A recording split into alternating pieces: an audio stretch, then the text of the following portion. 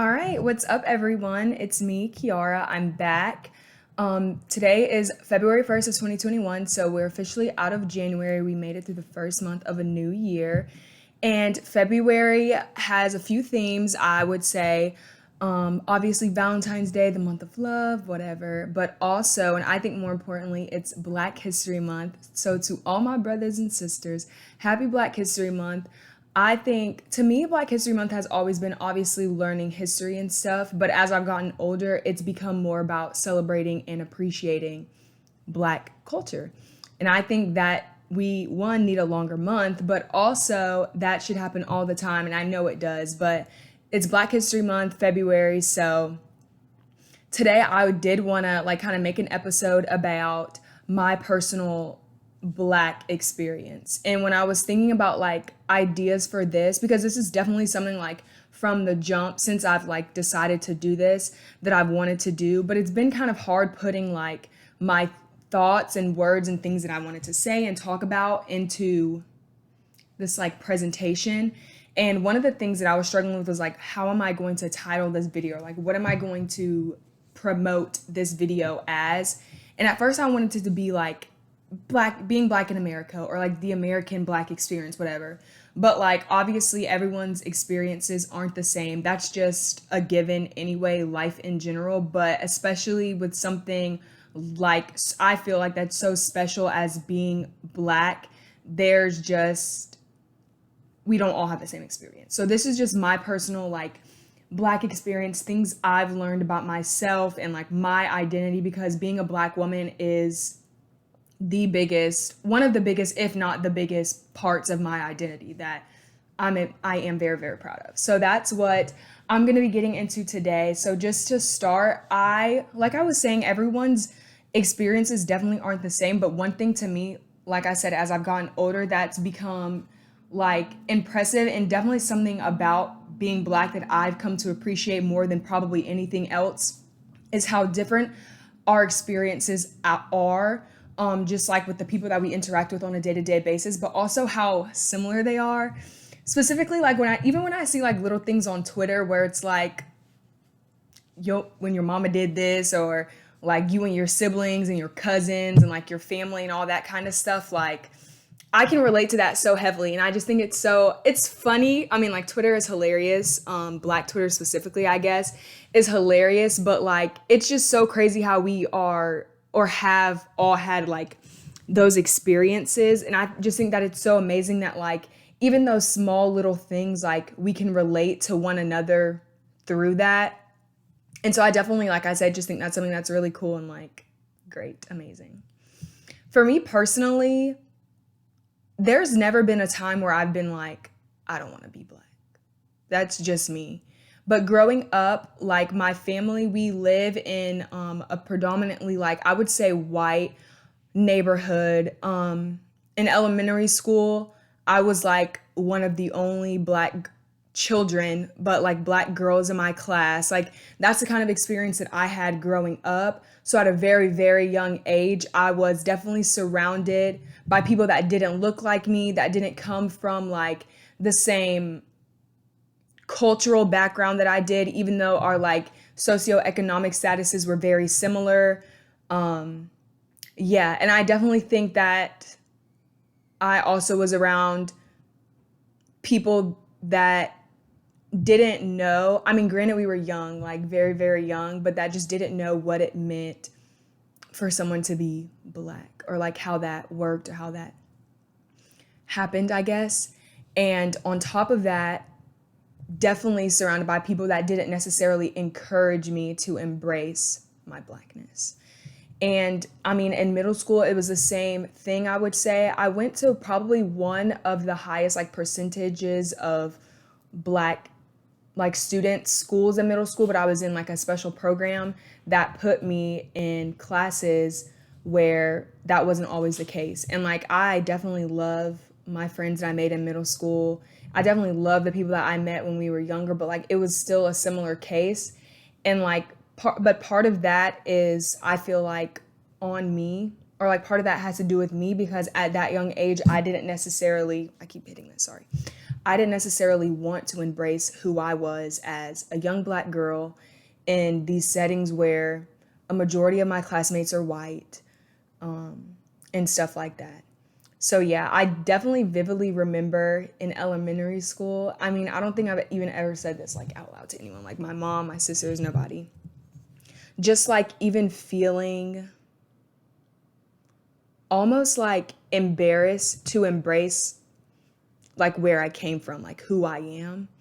And I know, like, I'm sure I know this is like a very similar experience. I've talked to my friends about this, like always wanting your hair straightened. So people would know that just because like my twists are short and they're very like the shrinkage, they're very shrinked. Like I have shrinkage, but I want you to know that my hair is just as long as yours, if not longer. Or like having to prove just like anything. And so yeah, that was definitely one thing. Also, like I've seen this a lot on social media, how like I don't know, like it's just really hard to put into words. So yeah. And another thing for me, I know like when I was younger, obviously, yeah, so when I was younger, my parents, we used to go to Boys and Girls Club after school because my parents, like, they had jobs, whatever, they were working and stuff like that. But I used to be so embarrassed to go to Boys and Girls Club because, one, a majority of the black students went to Boys and Girls Club, like, while a majority of the white students, their parents could pick them up in carpool or did carpool them. And I remember thinking, like, when I was younger, that, like, when stuff like that would happen, I would be, like, embarrassed. And I would think it was, like, ghetto. But like when my white friends would come to Boys and Girls Club, like I wouldn't be embarrassed. Be like, yeah, I'm going to, like, my parents are picking me up in aftercare today. Like I'm cool with that. Like what's it like, you know? And yeah, like stuff like that. And I'm just like thinking about like all these things, like even in middle school, where my friends that were raised in like predominantly black schools or like social settings and stuff like that, like even songs from like that era of my life, I know them because my older sister and her friends used to listen to stuff like that when they would come over and like hang out.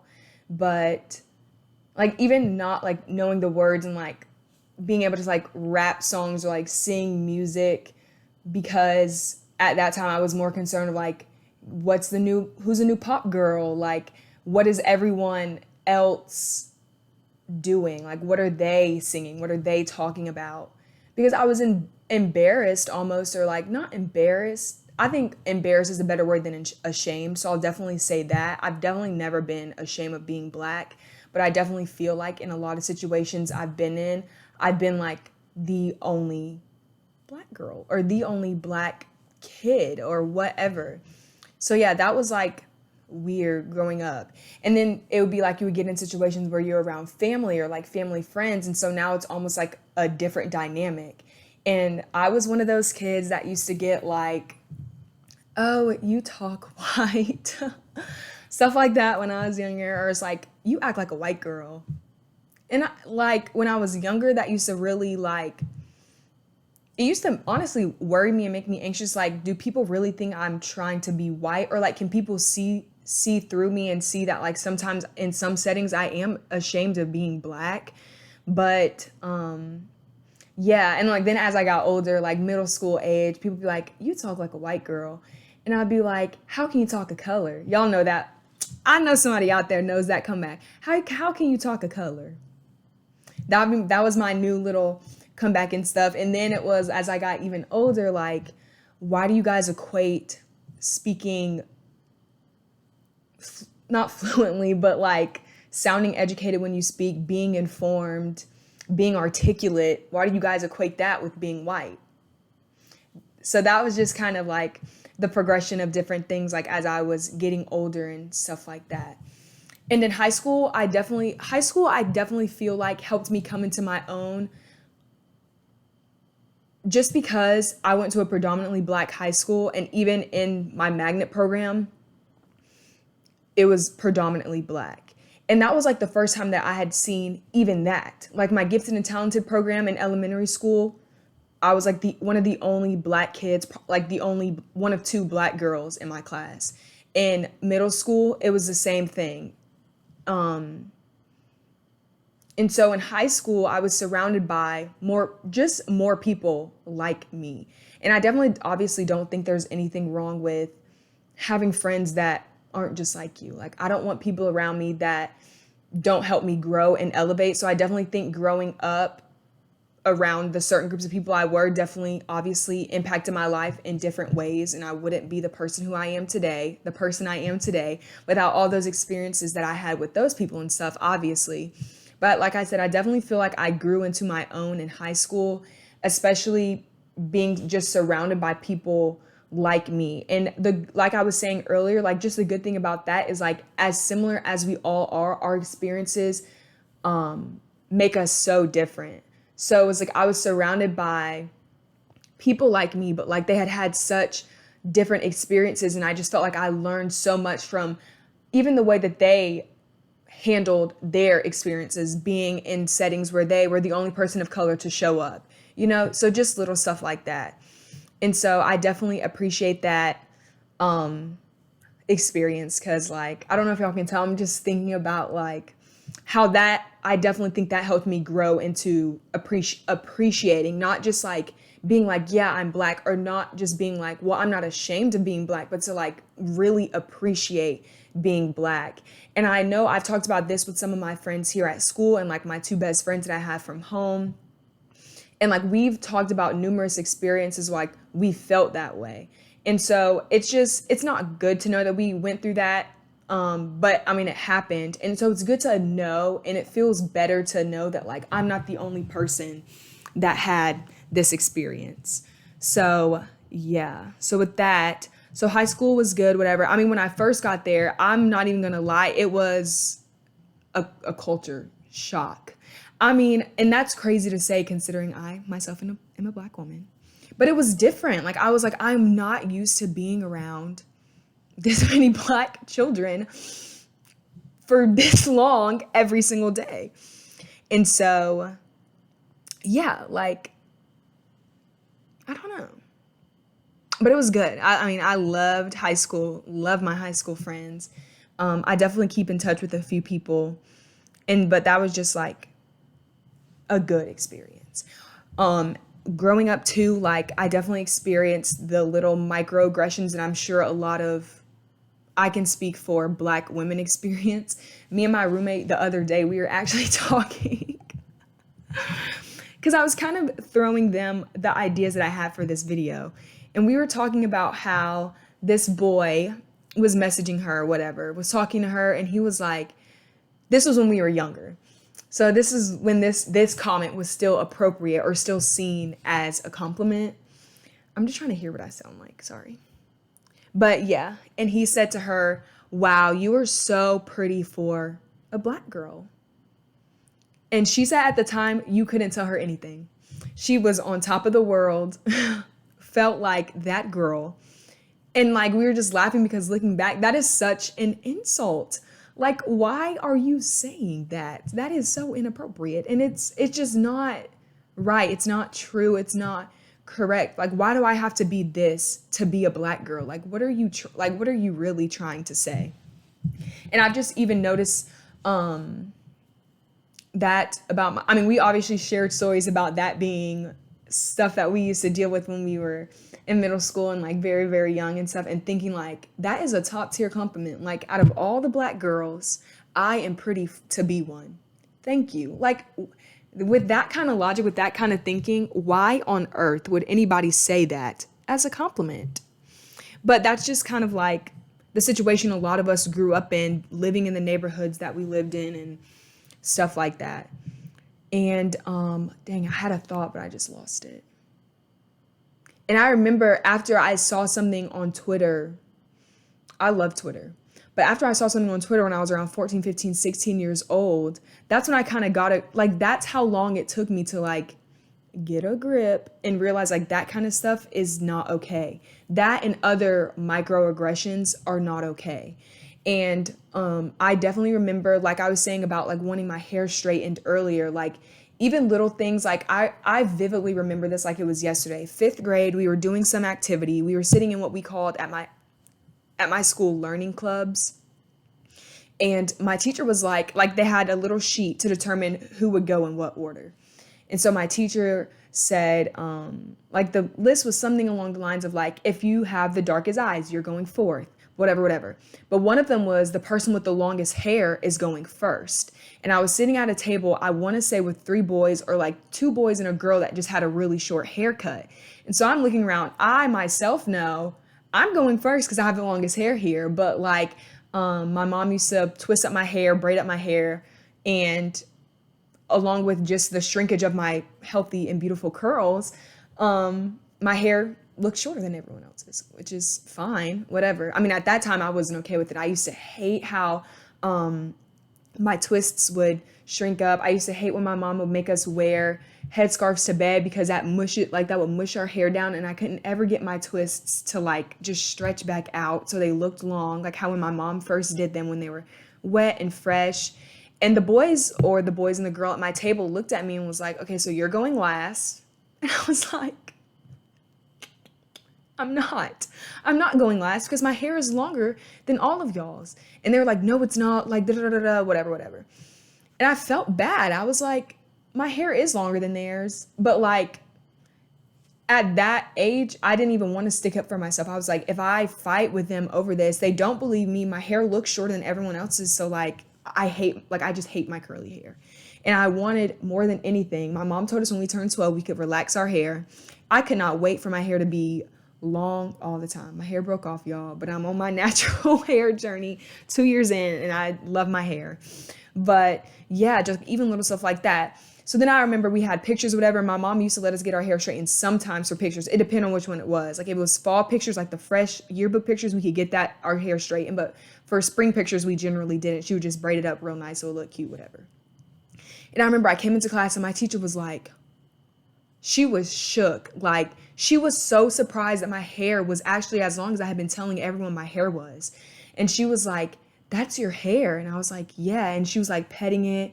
I really, looking back on it, I think she was trying to see if I had tracks in or something. But she was like shocked. And I was like, yes, girl, this is all me.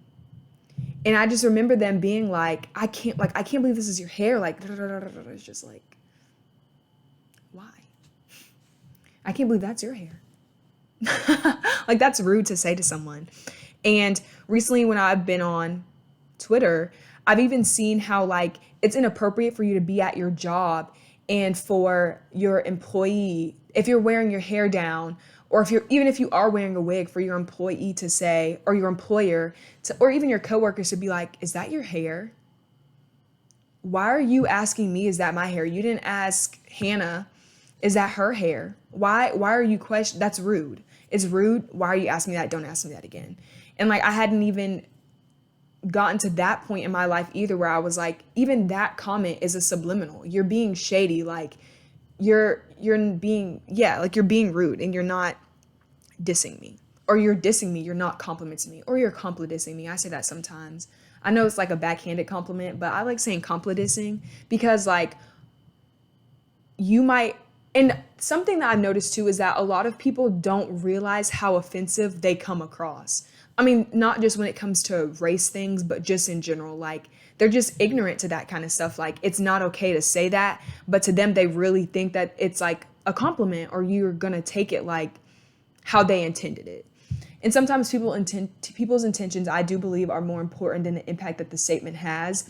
But just like growing up and like coming as far as I have, as far as appreciating being Black and just standing in my Blackness in certain spaces and owning it, I've just realized that like people just don't understand that it's offensive.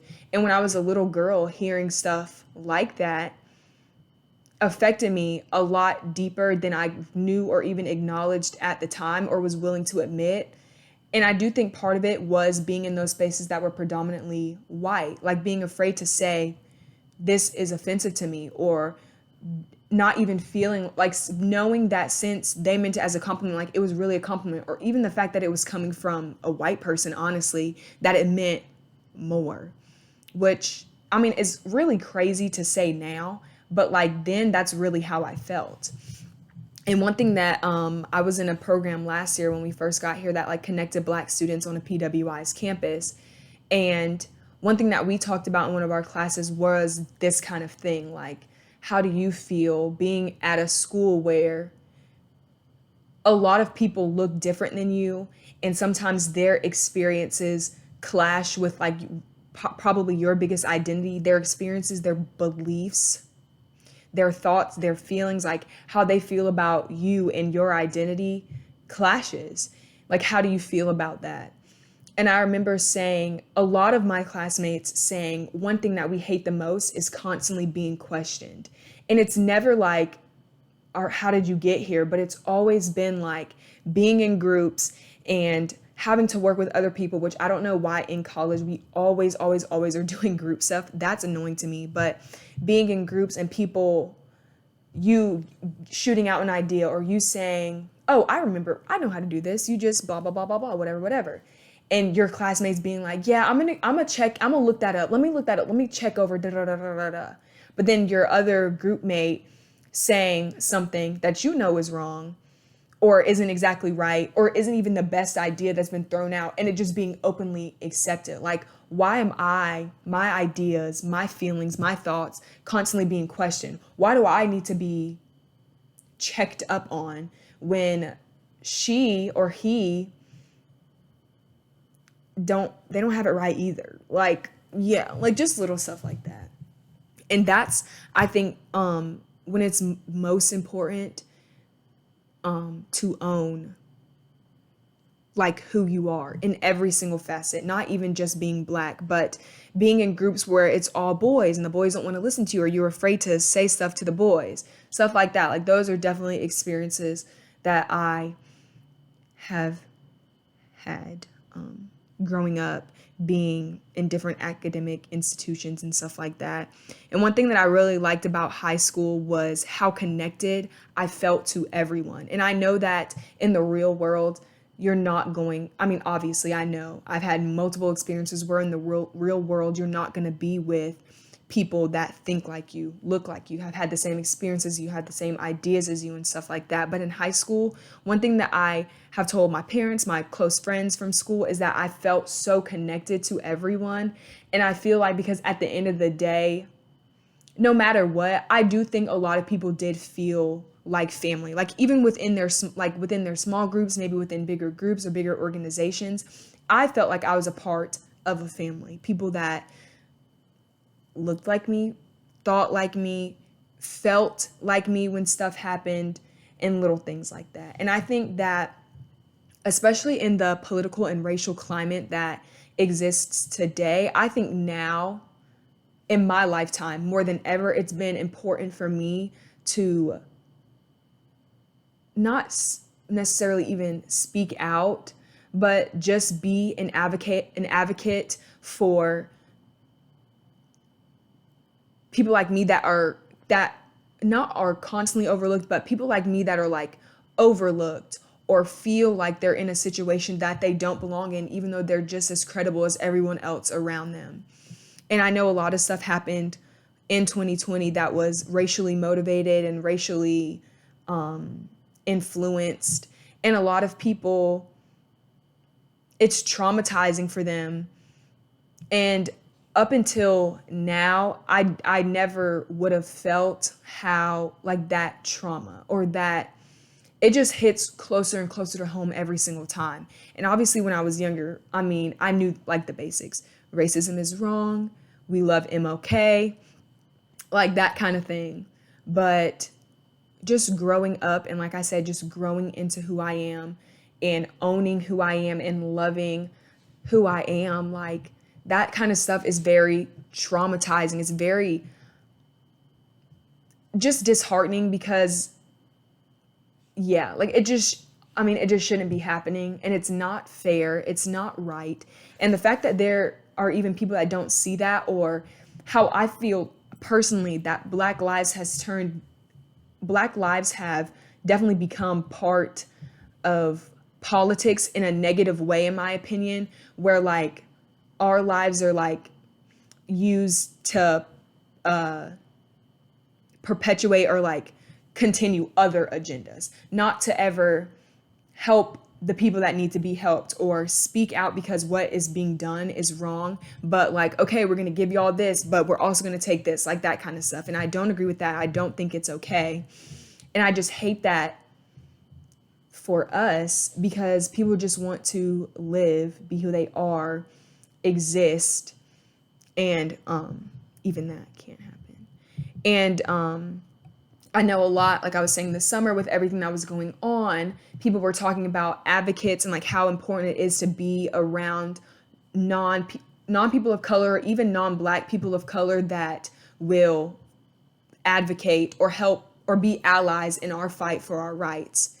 And one thing that I don't like also is kind of how trendy it's become to be an advocate. And I remember on Twitter, there was a whole thing about how people were saying there was like ally fatigue, like people were getting tired almost of like being allies. Like, what does that even mean? That's just insane to me. You're tired of being an ally for people's lives and people's rights, and for people to be seen and treated as equals. How are you tired? If you're tired, imagine how tired we are.